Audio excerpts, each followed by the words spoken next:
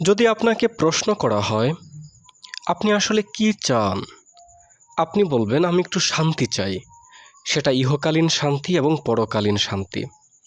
আপনি ইহকালীন শান্তির জন্য চাকরি করেন, ব্যবসা করেন, কৃষিকাজ করেন, রাজনীতি করেন, কবিতা লিখেন, উপন্যাস লিখেন, কত দৌড়াদৌড়ি ছুটাছুটি। আর পরকালীন শান্তির জন্য আপনি ধর্মকর্ম পালন করেন, তাবলিগ করেন, পীরের দরবারে যান, ওয়াজ মাহফিলে যান, মসজিদ মাদ্রাসায় দান করেন, কত কিছু। অর্থাৎ আপনার মূল পারপাস বা মূল উদ্দেশ্য হচ্ছে শান্তি লাভ করা। কিন্তু আপনি কখনোই শান্তি লাভ করতে পারবেন না যদি আপনি আপনার নিজেকে পরিবর্তন করতে ইচ্ছুক না হন। আপনি কখনোই আনন্দিত হতে পারবেন না বা সত্যকে উপলব্ধি করতে পারবেন না যদি না আপনি আপনার নিজেকে পরিবর্তন করতে ইচ্ছুক হন। কারণ আপনি মনে করেন আপনার দুঃখের কারণ অন্য কেউ। আপনি আপনার দুঃখের কারণ অন্যের ঘাড়ে চাপিয়ে দিতে চান। অথচ হাকিকত হলো আপনি আপনার দুঃখের কারণ আপনি নিজেই। আপনি বীজ, আপনি বৃক্ষ, আপনি ফুল, আপনি ফল। আপনি কেন পরিবর্তন হতে চাইবেন না? আপনি কি পশু? পরিবর্তন হওয়ার ক্ষমতা একমাত্র মানুষেরই রয়েছে। পশুদের পরিবর্তনের কোনো ক্ষমতা নাই।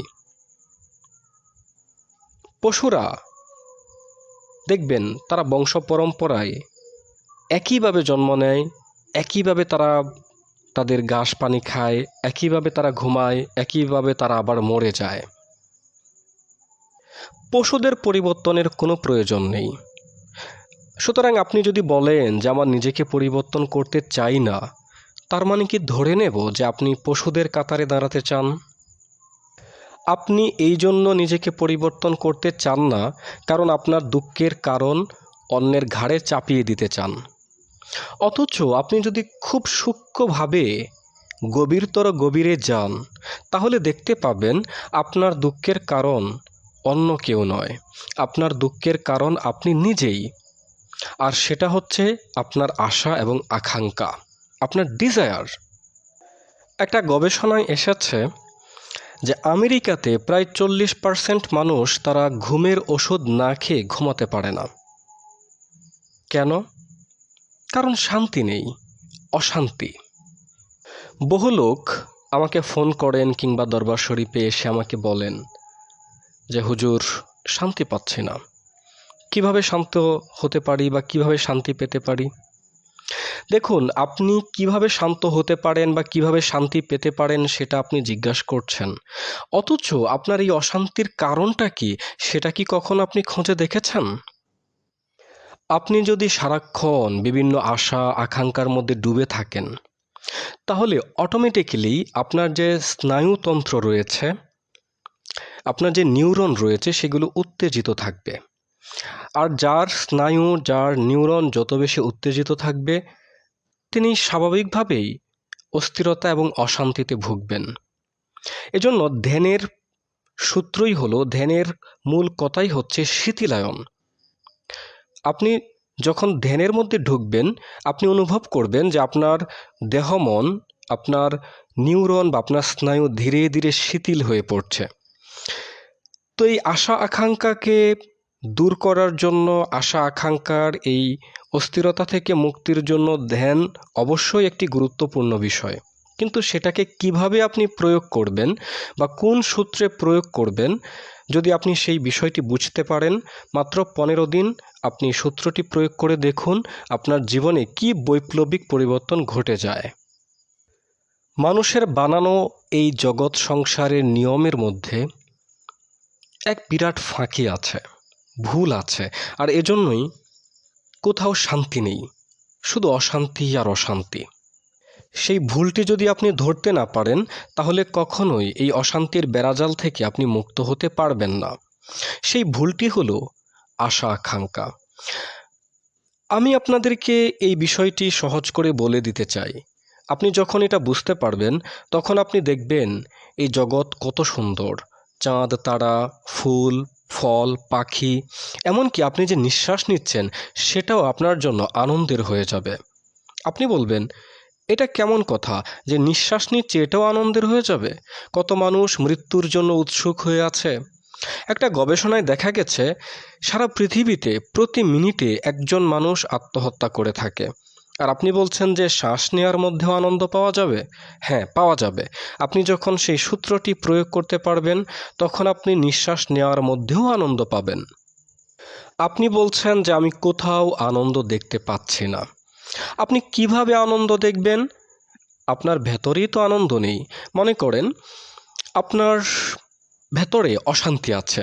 এখন আমি আপনাকে যদি একটা রাজপ্রাসাদেও বসিয়ে রাখি, আপনি কিন্তু সেখানেও আনন্দ খুঁজে পাবেন না, কারণ আপনার ভেতরে আনন্দ নেই।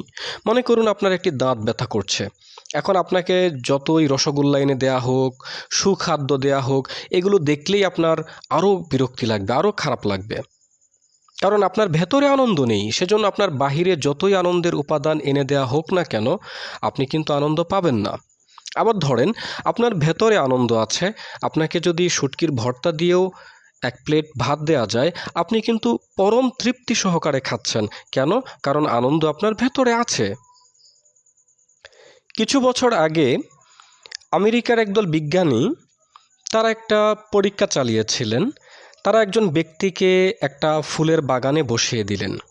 তারপরে তার চারপাশে অনেক অত্যাধুনিক কিছু সেন্সর ক্যামেরা তারা ফিট করে দিলেন। আর তারা দেখতে চাইলেন যে ওই লোকটার মনের ভেতরে কি চলছে, তার মনের অবস্থাটাকে ধরার জন্য তারা সেই সেন্সর ক্যামেরাগুলো লাগিয়ে দিলেন। তারা সেই ক্যামেরার মাধ্যমে সেই ব্যক্তির মনের যে চিত্র সেটা দেখতে পেলেন। ওই লোকটার সামনে অনেক ফুল, ফুলের গাছ, ফুলের বাগান, কিন্তু লোকটার মনের ভিতরে ঘুরছে একটা ছুরি। যখন লোকটাকে জিজ্ঞাসা করা হলো যে তোমার সামনে এত এত ফুল, এত এত ফুলের গাছ, কিন্তু তোমার মনের ভেতরে ফুলের কোনো ছবি নাই, তোমার মনের ভেতরে কেন ছুরি ঘুরছে? লোকটা উত্তর দিল যে আমি তো একজনকে হত্যা করব বলে ভাবছি, সেজন্য আমার মনের ভেতরে ছুরি ঘুরছে। সুতরাং আপনার মনের ভেতরে যেটা থাকবে আপনি তো বাহিরেও সেটাই দেখতে পাবেন। চারদিকে ছিল এত এত ফুল, কিন্তু তার মনের ভেতরে ফুল ছিল না, তার মনের ভেতরে ছিল ছুরি। সুতরাং যার মনের ভেতরে আছে ছুরি, তার সামনে যতই ফুল থাকুক না কেন, সে সেই ফুল দেখতে পাবে না। হয়তো তার চোখ সেটাকে দেখছে, কিন্তু তার হৃদয় সেটাকে দেখতে পারছে না। সুতরাং আপনার ভেতরে যদি থাকে অশান্তি, আপনি কিভাবে জগতে শান্তি দেখতে পারেন? বাইরের জগতে আমরা সেটাই দেখি যেটা আমাদের ভেতরে আছে। জগৎ হচ্ছে কি আমাদের প্রতিচ্ছায়া বা আমাদের মনের প্রতিফলন। এজন্য আপনারা দেখবেন যারা মুচি রাস্তার পাশে বসে জুতা সেলাই করে, সেই লোকটা কিন্তু মানুষের চেহারার দিকে, উপরের দিকে তাকায় না, সে তাকিয়ে থাকে লোকেদের জুতার দিকে। সে জুতা দেখেই কিন্তু চিনে ফেলতে পারে এই লোকটা কি ধনী নাকি দরিদ্র, লোকটা কি এমপি নাকি মন্ত্রী নাকি কেরানি নাকি একজন গ্রামের সাধারণ কৃষক ব্যক্তি। মুচি কিন্তু জুতা দেখে এগুলো চিনে ফেলতে পারে বা এগুলো বলতে পারে। তার জগৎ জুতাময়। সে জুতা ছাড়া আর কোনো কিছুর প্রতি খেয়াল করে না। এমনকি সে যখন ঘুমাতে যায় তখনও স্বপ্নের মধ্যে সে কেবল জুতাই দেখে। তার জন্য এই পৃথিবীটা একটা জুতার কারখানা। তার জন্য এই পৃথিবীতে ফুল ফুটে না, চাঁদ ওঠে না, পাখি গান গায় না। সুতরাং সে কিভাবে আনন্দকে উপলব্ধি করতে পারবে? আর এই কারণেই আমাদের ভেতরে আছে অশান্তি, তাই আমরা বাহিরে কেবল অশান্তিই দেখি। আমাদের ভেতরে আছে ঘৃণা, তাই আমরা কেবল বাহিরে ঘৃণাই দেখি। আমাদের ভিতরে আছে নিন্দা, তাই আমরা কেবল বাহিরে নিন্দাই দেখি। আমাদের ভেতরে আছে হিংসা, তাই আমরা কেবল বাহিরে হিংসাই দেখি। এজন্য আমরা যখন শুনতে পাই যে মহামানবগণ বলে গেছেন যে এইখানে কোনো অশান্তি নেই, এইখানে কোনো দুঃখ নেই, এইখানে চলছে পরমাত্মার বা পরম প্রভুর প্রেমের লীলা, তখন মাঝে মধ্যে আমরা কনফিউজড হয়ে পড়ি বা অবাক হয়ে পড়ি যে এটা আসলে তারা মিথ্যা বলে যাননি তো। আসল হাকিকত হলো অধিকাংশ মানুষ স্বপ্নের মধ্যে বেঁচে আছে। তারা একটা অচেতনতার মধ্যে আছে, একটা ঘোরের মধ্যে আছে। আর সেই অচেতনতা, সেই ঘোর হচ্ছে আশা আকাঙ্ক্ষার কারণে তৈরি হয়ে থাকে। আর এজন্য যখন এই ঘোর থেকে কিছু মানুষ জেগে ওঠে, জাগ্রত হয়ে ওঠে, তখন আমরা মনে মনে ভাবি যে এই লোকটা কি স্বপ্নের মধ্যে আছে নাকি। এজন্য দেখবেন যারা দুনিয়াদারির পেছনে ছুটছে, ক্ষমতার জন্য, পদ পদবীর জন্য ছুটাছুটি করছে, তারা ভাবছে যে আমরা খুব চালাক। আর যারা এগুলো থেকে দূরে সরে গেছে বা এগুলোর প্রতি আশা আকাঙ্ক্ষাকে তারা ত্যাগ করে ফেলেছেন, তাদেরকে দেখে ওই দুনিয়ার পেছনে যারা ছুটে চলেছেন তারা মনে মনে হাসে যে এই লোকগুলি কত বোকা, যে সহজে এই সব কিছু ছেড়ে দিয়েছে। আর আমরা দেখো কত চালাক, আমরা এগুলো পাওয়ার জন্য কত ছোটাছুটি করছি। আমি আপনাদেরকে যেই সূত্রটির কথা বলতে চাইছি সেই সূত্রটি হলো যে আপনি শুধুমাত্র 15 দিনের জন্য আপনার সমস্ত আশা আকাঙ্ক্ষাকে আপনি বাদ দিয়ে বাঁচুন, তারপরে দেখুন আপনার জীবনে কি ঘটে। বেশি না, মাত্র 15 দিনের জন্য। কোনো কিছু পাওয়ার নাই, কোনো কিছু হারিয়ে যাবার ভয় নাই, কোথাও যাবার নাই, কোনো গন্তব্য নাই, মানে কোনো পদ পদবি, কোনো ক্ষমতা, কোনো নাম যশ খ্যাতি, কোনো কিছু পাওয়ার নাই। ছেলে মেয়ে স্ত্রী পিতামাতা হারিয়ে যাওয়ার ভয়ও নাই, দোজখের ভয়ও নাই, বেহেশত পাওয়ার আকাঙ্ক্ষাও নাই, এমনকি যে আমার ফানাফিল্লা হতে হবে, আমাকে নির্বাণ লাভ করতে হবে, আমাকে মোক্ষ লাভ করতে হবে, আমাকে সমাধি লাভ করতে হবে, এই আশাও নাই। আপনি এরকম সকল আশাকে ত্যাগ করুন, সকল আশাকে বাদ দিয়ে মাত্র 15 দিনের জন্য বেছে দেখুন আপনার জীবনে কি ঘটে। 15 দিন পরে আপনি দেখতে পাবেন যে নতুন করে আপনি আর আশা আকাঙ্ক্ষা করতেই পারছেন না। তখন দেখবেন আপনার পিতামাতা, আত্মীয় স্বজন, আপনার ঘর বাড়ি, রাস্তাঘাট, গাছপালা, পশু পাখি, এই সব কিছুই যেন তখন ভিন্ন হয়ে গেছে। এই সব কিছুই যেন তখন নতুন আরেকটি অর্থ বহন করছে আপনার সামনে। তখন আপনি কাউকে জিজ্ঞাসা করবেন না যে বলুন তো আল্লাহ কোথায়। তখন আপনি সবখানেই, আপনার চারপাশেই আল্লাহর অস্তিত্বকে, আল্লাহর রূপকে আপনি দেখতে পাবেন, অনুভব করতে পারবেন।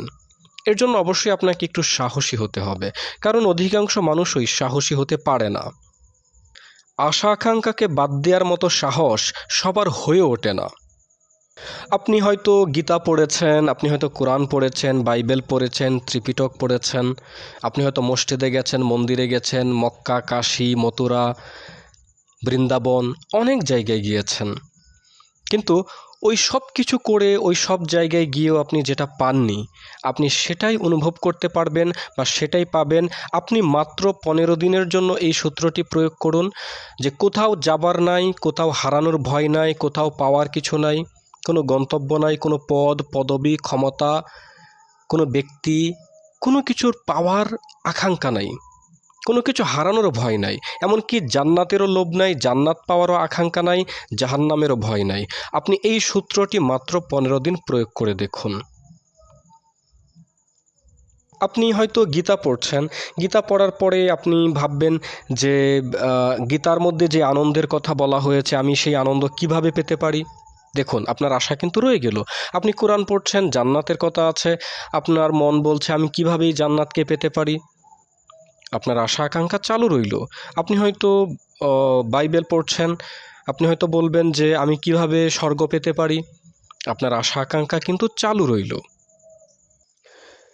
খ্রিস্টান ধর্মের একটি গ্রন্থে আছে এরকম যে যিশুকে বা হজরত ঈসাকে যখন ধরা হয়েছিল বা ইহুদিরা ধরে ফেলেছিল ওনাকে শুলিতে চড়ানোর জন্য, তখন ওনার কয়েকজন শিষ্য ছিল, তারা হজরত যিশুকে জিজ্ঞাসা করলেন যে আপনি তো চলে যাচ্ছেন, আপনি তো স্বর্গে থাকবেন বা জান্নাতে থাকবেন, এতে কোনো সন্দেহ নেই, কিন্তু আমরা যে এসেছিলাম আপনার কাছে, আমরা মৃত্যুর পরে আমরা কি পাবো, বা আমরা স্বর্গে আমাদের কি পদ পদবি হবে, বা আমরা কোন অবস্থানে থাকবো, একটু জানিয়ে যান।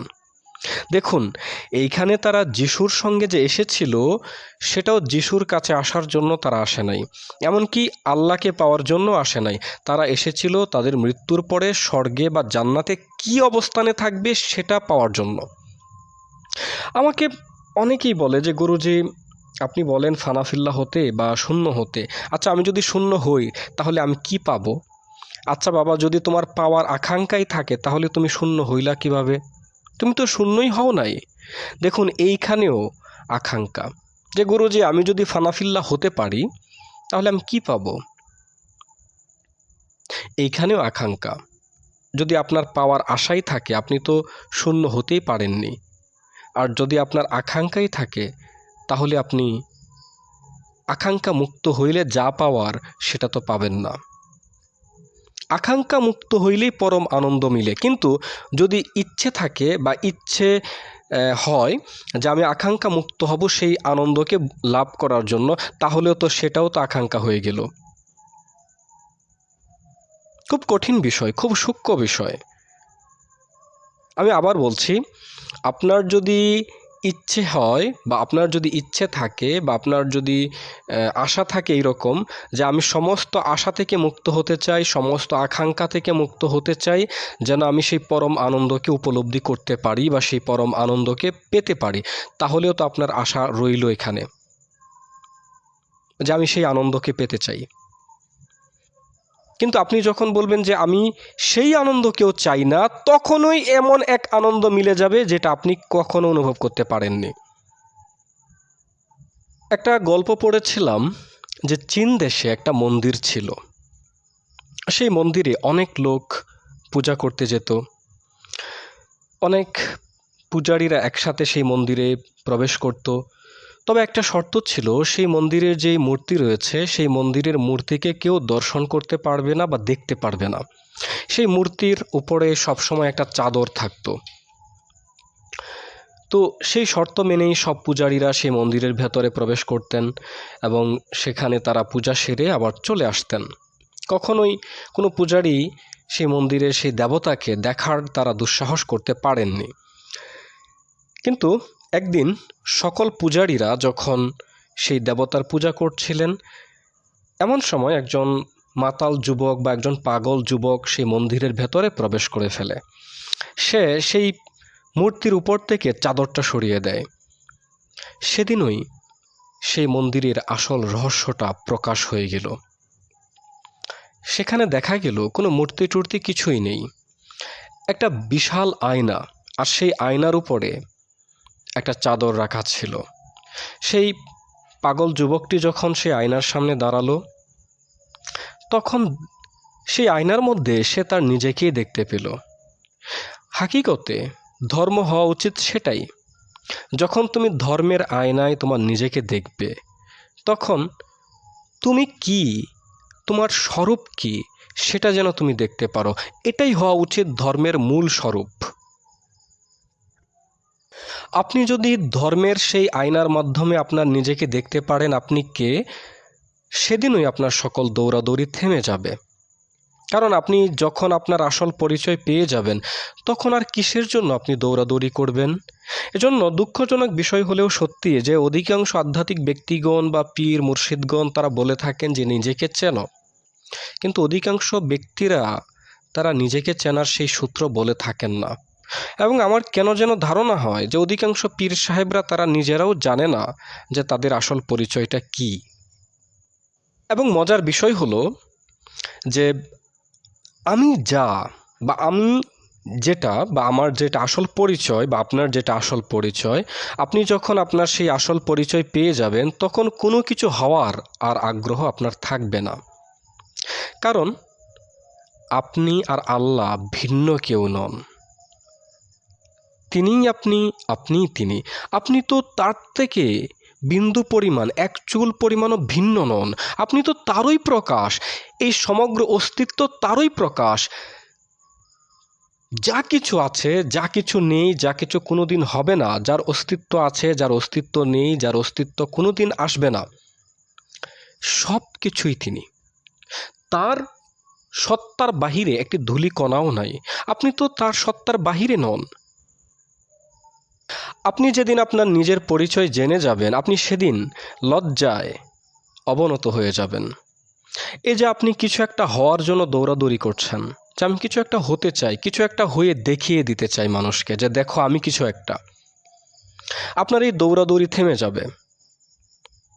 কেন? কারণ আপনি তো একজন সম্রাট। আপনার এই যে দৌড়াদৌড়ি, এটা তো পাগলামি ছাড়ার কিছুই নয়।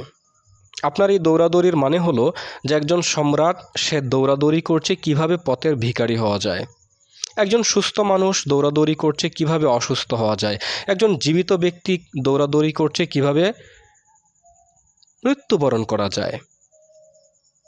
এজন্য নিজের পরিচয় জানুন।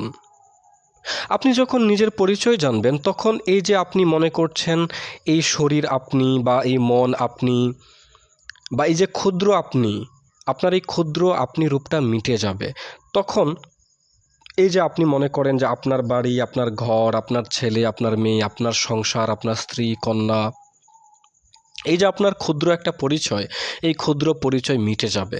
তখন আপনি দেখতে পাবেন সমগ্র সত্তা বা সমগ্র অস্তিত্ব পুরোটাই আপনি, এই পুরোটার মধ্যে আপনি মিশে আছেন, বা এই মহা অস্তিত্বের মহাসত্তার খুব ক্ষুদ্র একটি রূপ আপনি। কিন্তু আপনি আলাদা নন, আপনি পৃথক নন, আপনি ভিন্ন নন।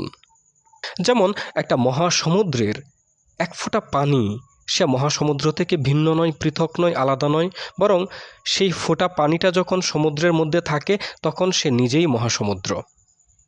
আপনি এরকম মহাসমুদ্র, কিন্তু আপনি দৌড়াদৌড়ি করছেন নিজেকে কিভাবে নিচে নামানো যায়। এজন্য আপনার নিজের পরিচয় জানতে হবে, তখন আপনার সমগ্র দৌড়াদৌড়ি থেমে যাবে। সুতরাং মনে রাখবেন, যতক্ষণ আপনার আশা আকাঙ্ক্ষা আছে ততক্ষণ শান্তি লাভ করাটা অসম্ভব। যদি আপনি আশা আকাঙ্ক্ষার মধ্যে বাঁচতে চান তাহলে আপনাকে অশান্তির মধ্যে বাস করাটা এটা আপনার রপ্ত করে ফেলতে হবে। আপনি ভুলেও শান্তির দেখা পাবেন না।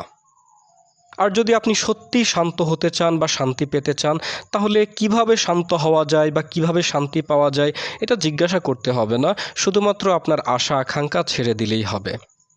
তখন আপনি দেখতে পারবেন যে আশা আকাঙ্ক্ষা যাওয়ার সাথে সাথে আপনার শান্তি অটোমেটিক্যালি চলে আসতেছে। যেমন আপনি যদি একটা বাতি নিভিয়ে দেন তখন অটোমেটিক্যালি অন্ধকার চলে আসে। আপনি কিন্তু অন্ধকারকে ডাকতে হয় না, আপনাকে ডাকতে হয় না যে অন্ধকার তুমি আসো, অন্ধকার তুমি আসো। আপনি বাতি নিভিয়ে দেন, অটোমেটিক্যালি অন্ধকার চলে আসবে। আপনি আপনার আশার প্রদীপ বা আপনার আকাঙ্ক্ষার প্রদীপ, আকাঙ্ক্ষার বাতিকে নিভিয়ে দেন, অটোমেটিক্যালি শান্তি চলে আসবে। আপনার আশা আকাঙ্ক্ষার প্রদীপ যখন নিভে যাবে আপনার চারদিক থেকে শান্তি চলে আসবে। আপনি একটা কথা খুব ভালোভাবে মনে রাখবেন, শান্তি বাহির থেকে কোথাও থেকে আসে না। শান্তি আপনার বাহিরে ভেতরে সবখানি বিদ্যমান, কিন্তু সেটা আপনার দৃষ্টিগোচর হচ্ছে না শুধুমাত্র এই কারণে যে আপনি এইখানে আশা আকাঙ্ক্ষা জ্বালিয়ে রেখেছেন। যখন আপনার আশা আকাঙ্ক্ষার প্রদীপ নিভে যায় তখন আপনি দেখতে পাবেন যে আপনার কখনো জন্ম হয়নি আর না আপনি কখনো মরেছেন। তখন দেখতে পাবেন বা অনুভব করতে পারবেন যে আপনার কোথাও যাওয়ার নেই, কোনো কিছু পাওয়ার নেই, কোনো কিছু হারানোর ভয় নেই। কোনো পদ পদবি ক্ষমতা, কোনো নারী বাড়ি গাড়ি, ভোগ, নাম খ্যাতি, যশ, জান্নাত কিংবা জাহান্নামের ভয় কোনো কিছুই আপনাকে আর ছুঁতে পারছে না। তখন আপনি অনুভব করতে পারবেন সেই অসীমকে, আর সেই অসীমের নামই হচ্ছে পরমাত্মা বা ঈশ্বর বা আল্লাহ।